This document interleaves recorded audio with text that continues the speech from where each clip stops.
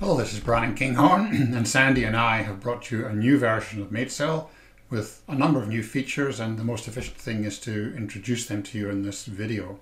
And many of these features have been prompted by responses in your survey, and thank you very much for that. We have histograms for progeny inbreeding that you see here, and for individual co-ancestries. That's the co-ancestry of individuals to the rest of the selected population, and they're shown separately for sires, dams, and progeny. We have dynamic threshold control, where thresholds are set to avoid certain types of mating, automatically done for you by MateCell. We have committed matings shown separately in the histograms. That's an option. And there you can see in light yellow the committed matings, which are stacked upon the active or new matings in the darker bars. We've brought you direct threshold compliance with thresholds that you set. This is working quite well, but it's a beta test release. We think that further tuning of this algorithm will work. It's a bit analogous to gene editing or meiotic drive on the underlying evolutionary algorithm, and it'll probably give you something of the order of 50% or probably 100% faster convergence, depending on your circumstances. Probably the most important things are improvements to core algorithms, and one in particular is related to mate allocation intensive components, especially where relationships are involved, and probably especially where genomic relationships are involved. And our very first test of that, we were aiming to reduce inbreeding very quickly, and it took us 21,000 generations to get to a certain point in the old version, and we surpassed that point in the new version after only 607 generations. You may not get that sort of performance because this was a particularly challenging example, but we are finding that things are moving much more quickly in anything to do with mate allocation, so I think that's going to be a useful improvement for you. Also, especially with tight grouping constraints, it's like going through a maze, and what we've done is we've rounded off some of the corners to help you get fast convergence, and that's proving to be reasonably useful in tests.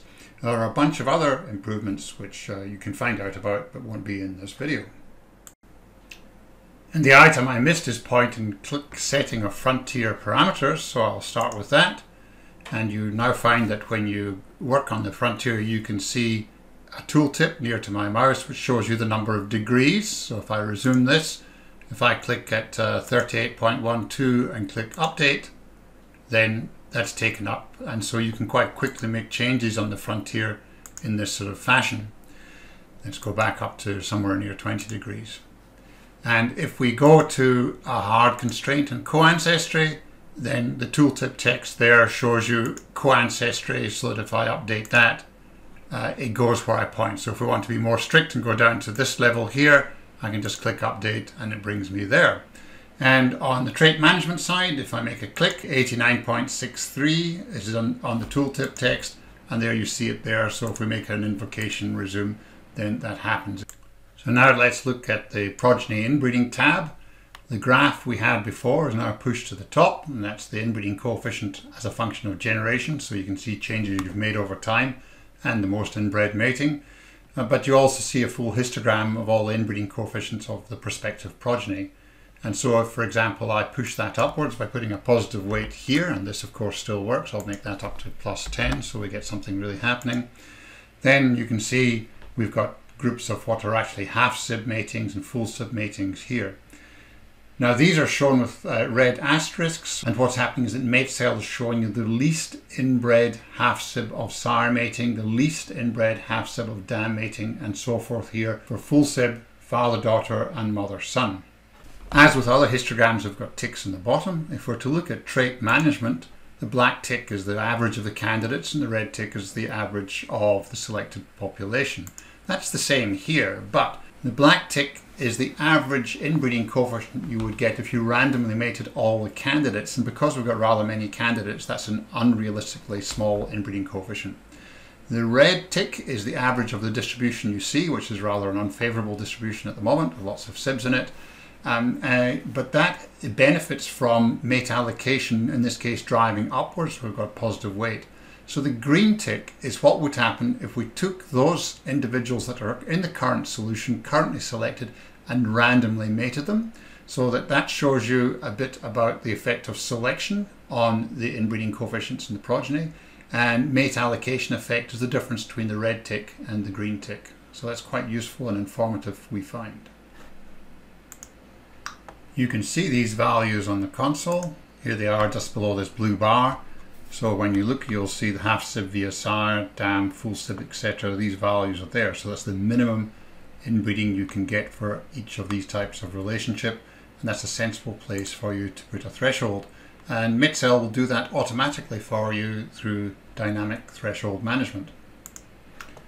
But you don't always get values here. There is an example where no such mating is possible, and this is a case in plant breeding where all the relationships are defined genomically through the genomic relationship matrix, and there's been no pedigree that would give those matings that has been supplied to Matecell, so then you wouldn't get those stars.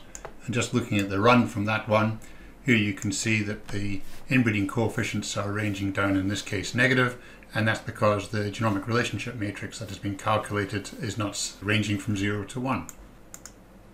So these values there are ideal places to set constraints to avoid all half sib and full sib matings, etc. And we can do that by setting threshold management in the matecell.ini file. I'll do that. Now this is a place that used to be ngen many. Apart from that, this is the same, the first part of this matecell.ini file. And when you open an old project, you'll find that Matecell will give you a message that it will upgrade to the new format. And you can see some of the new format down here. We've got these new histograms of progeny inbreeding, sire, dam, and progeny coancestry. And now we actually name the traits and the markers in this file, so we don't have header line describing what's going to go on in there. And for threshold management, I'm going to put a 1 there so that it will automatically be invoked. So now when I make a run, I find that I've got this threshold put in at the half sib for sire. Because I put in a 1, it's looking for cases where there's one parent in common. If I put a 2, it would look for cases where there are 2 parents in common. So this is something which you would do probably for all runs. And then if you wanted to get more strict on that, well, let's just say we want to go down here, then I would click resume, and immediately everything pops below because everything works quite quickly now.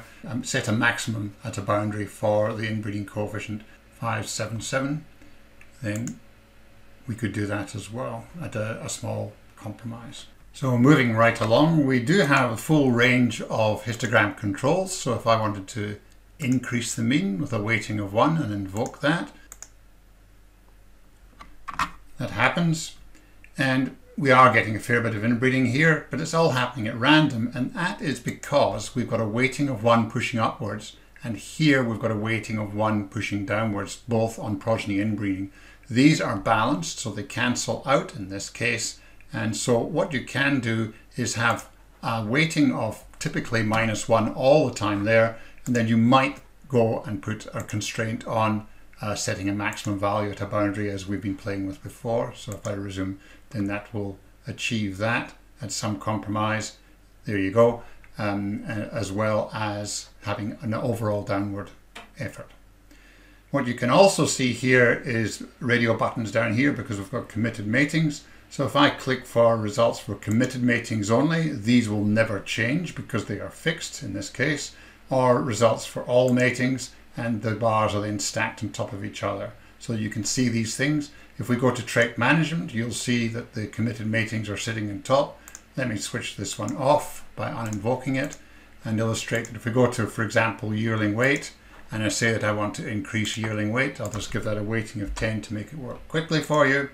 Then you'll see the yearling weights are going up, but the committed matings behind them are staying the same, although they're moving around, but that's just because they're stacked on top.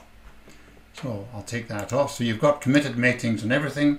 However, when you go to individual coancestry, these radio buttons don't go because we make you always have committed matings there. And the reason for that is that committed matings do dance around in this one. Let's take these sires up here. This is probably actually one sire, which is used for some committed matings and some not. So if I put a maximum at a boundary and invoke it and give it some weighting and resume, well, we've moved those below that maximum setting. And so this sire has, for the committed matings, have got lower coancestry. So how do we do that? Well, the sires haven't changed, but what has happened is the rest of the population. So by making this strict condition here, we've asked that the rest of the population actually moves, so it's less related to that sire. So this is a way of ensuring that top individual sires are not highly related to the rest of the population. I'm not suggesting that's a good thing to do, but there are quite a lot of interesting things you can do here. Let me just take that off. One other thing to look at is the fact that the mean of the progeny distribution for co-ancestry is actually equal to the mean parental co-ancestry. So this red tick here, which is around about 0.054, is at the same value as this here. Now that means that we can actually aim to reduce the mean of the progeny co-ancestry. Now I'm going to give this a very high weighting. I'll tell you why in a moment. And this goes down, and so does this. Let's ameliorate that weighting a bit. Just make it 10 and resume. Now because this frontier point is not allowed to go to the right of the green line, if we put a moderate weighting here, then we'll probably not get as far up there as we want. It sticks there, it can't go to the right of the green line. Let's put this to 0 target degrees. Then that's the point that the weighting takes you to. Well, that's all good fun. What it does tell you is something more about this point. It tells you the distribution of co-ancestry about that point, and that's shown here. And what might be interesting to do is not so much to manipulate the mean of that, but manipulate the variance of it. So if we decrease variation, so if you watch that distribution, you'll see it becoming a little bit narrower. Now, we are looking at an example with committed matings involved, and so it's just the active matings that are going down. What that is doing is taking, for example, this 1 or 2 sires up here, which have got high co-ancestry with the rest of the population, and it's mating them with dams that have got low co-ancestry.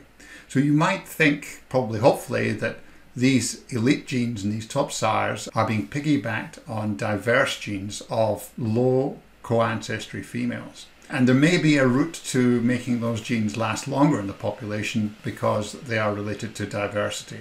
Of course, the danger is that these females down here might also be of low index merit, and you might want to do something about that as well. So this is something you might want to play with as an exercise. But generally, I would say that what you see on the individual co-ancestry tab is for information, which can give you some insights into what's going on in your population. Probably not for manipulation, but you might have some reasons to do that. So that's been a somewhat hurried tour through the new features in this version, and I hope it works well for you. Thank you for listening.